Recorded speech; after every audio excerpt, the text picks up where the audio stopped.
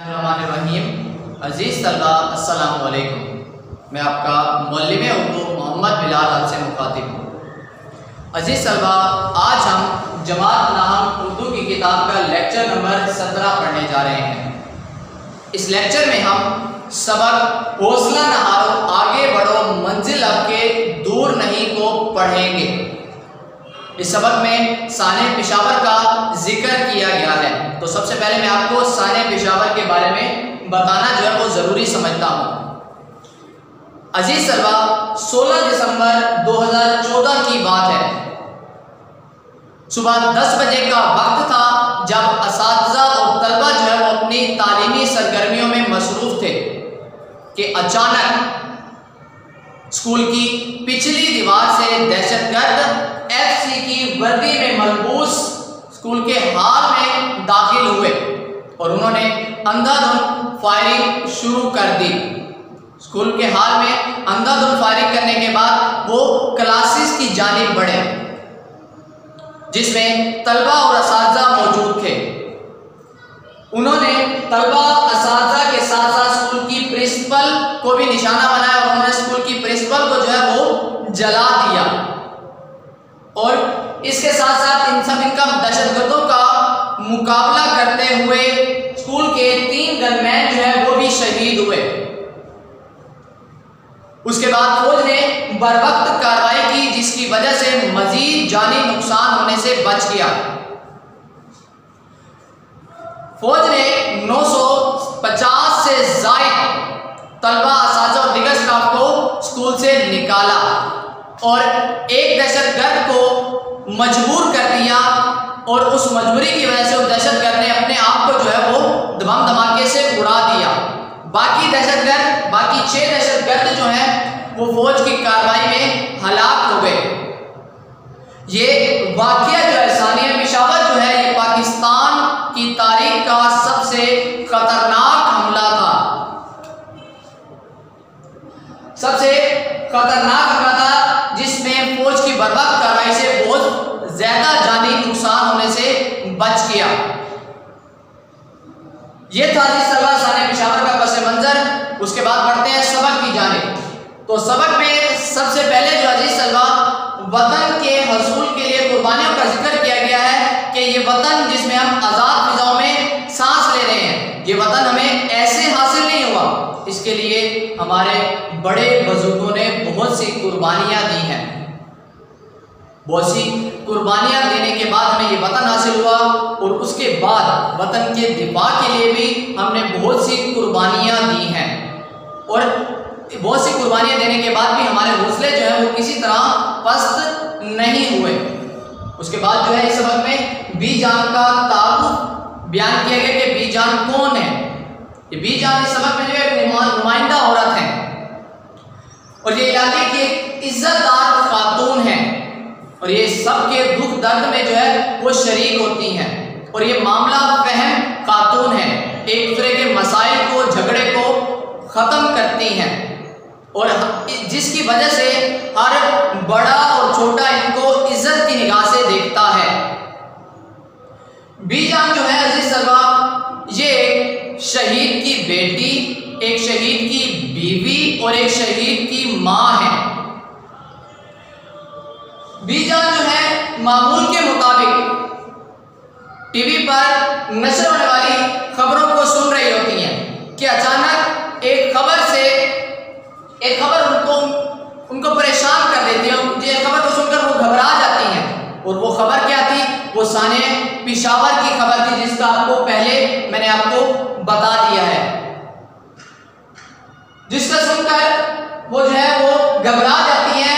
खबर सुनने के बाद जो उनको फौरन अपने बेटे अहमद का ख्याल आता है। शहीद होने वाले बच्चों में उनको अपने बेटे अहमद की तस्वीर नजर आती है। अब अहमद जो है अजीज तलबा बीजान का बेटा है जिसने जो अहमद जो है वो FA करने के बाद फौज में अफसर मुंतखब हुआ है और उसको अगली सुबह जो है ट्रेनिंग के लिए कारकोल एकेडमी एबटाबाद में जाना था, जिसकी तैयारी के लिए उसको मुख्तलिफ चीज़ें दरकार थी और चीज़ें खरीदने के लिए बाजार में गया हुआ था।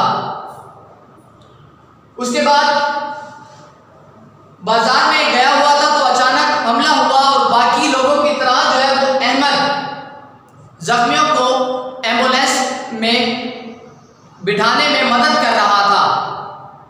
अहमद मदद करने के बाद वापस पलट ही रहा था कि एक औरत ने कराते हुए अहमद को आवाज दी, अहमद को अपनी तरफ बुलाया। जब अहमद वापस पलटा, उनकी तरफ गया तो एक जोरदार हमला हुआ, दोबारा दूसरा हमला हुआ, जिसके नतीजे में उनका बेटा जो है वो शहीद हो गया। यह खबर जब बीजान ने सुनी तो उनका सर जो है वो फख्र से बुलंद हो गया कि उनका बेटा उनके अपने नाना और अपने बाप के नक्शे कदम पर चलकर उसने जामे शहादत नोश किया, मुल्क की खिदमत की है उसने। उसका सर फख्र से बुलंद हो गया। लेकिन माँ थी, ममता थी, उसे चैन नहीं आया। सारी रात जो है वो जागती रही। सुबह उठकर फजर की नमाज के बाद उसने कस्बे के तमाम लोगों को जमा किया और उनसे मुखातिब होकर कहा कि जिन्होंने पेशावर आर्मी पब्लिक स्कूल पर हमला किया है, ये ना सिर्फ हमारे दुश्मन है बल्कि ये इल्म के भी दुश्मन है। ये नहीं चाहते कि हमारा मुल्क जो है वो आगे बढ़े, हमारे लोग जो है वो जहालत के अंधेरों से निकलें, ये लोग नहीं चाहते। उनके बारे में इनकी अहमियत से रोशनास करवाया और उसके बाद उसने ये कहा कि मैं अपने घर में आगाही सेंटर का क़याम कर रही हूँ कि जिसमें जो है मुख्तलिफ मर्दों और औरतों को आगाही दी जाएगी कि नागहानी आफत से किस तरह निपटा जा सकता है, कि अचानक आने वाली मुसीबतों से कि हम क्या क्या इक़दाम कर सकते हैं जिससे हम नागहानी आफत का मुकाबला कर सकते हैं, अचानक आने वाली आफतों का मुकाबला कर सकते हैं। उसके लिए चंद ज़रूरी इक़दाम जो है वो भी जान ने बताए कि इनफरादी तौर पर हम क्या कर सकते हैं, कि अकेला हमारा क्या फ़र्ज बनता है कि और उसके साथ हम क्या कुछ कर सकते हैं वो बताया। सबसे पहले जो हमें क्या करना होगा कि स्कूल की तामीर और मरम्मत करनी होगी।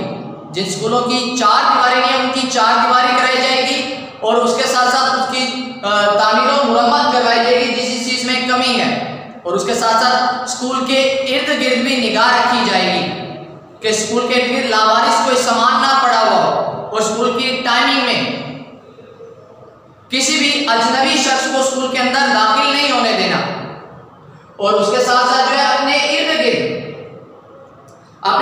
हर अजनबी शख्स को जिसको नहीं जानते उस पर उसकी तस्दीक करनी होगी, उसकी तहकीक करनी होगी, उसकी छानबीन करनी होगी। और उसके साथ साथ स्कूल के बाहर जो है जो मुख्तलिफ ठेले वाले खड़े होते हैं, रेडी वाले खड़े होते हैं, उनकी भी छानबीन करने की वो किन किन सरगर्मियों में नजर आ रहे हैं। कोई मशकूक सरगर्मी में तो वो नहीं मुलविस है, तो उसकी बर्बाद इतला देनी चाहिए, जिसके लिए जो है वो मुख्तलिफ किस्म के जो है नंबर जो हैं, जिसमें पुलिस का नंबर, दहशतगर्दी की रोकथाम के लिए 1717 का नंबर जो है नुमाया जगह पर जो है वो अवेजा हमें करना चाहिए, नुमाया जगह पर, जिसमें हर एक की नज़र जो है वो आसानी से जा सके। उसके बाद जो है वो अगर हम घर किराए पर दे रहे हैं या अपने घर में मुलाजिम रख रहे हैं, कोई घरेलू मुलाजिम, तो उसके सारे के सारे कवायद जो हैं, जिसमें उसका ID कार्ड वगैरह हो गया और उसके इलाके वगैरह का नाम, जो भी ज़रूरी शराइत है वो पूरा करेंगे और उसकी इतला जो है वो अपने नज़दीकी थाने को देंगे। और उसके साथ साथ जो है वो इन सब चीज़ों में तरबियत याफ्ता लोगों से मुखातिब वो कहते हैं कि इनको आगे बढ़ना चाहिए, जिसमें रिटायर्ड फौजी और पुलिस वगैरह के अफराद शामिल हैं। तो ये था अजीज साहब आज का हमारा लेक्चर। उम्मीद है आप तमाम तालिब इल्मों को समझ आई होगी। अगले लेक्चर तक के लिए इजाज़त दीजिए। अल्लाह आपका और हम सबका हामी और नासिर हो। अस्सलामु अलैकुम।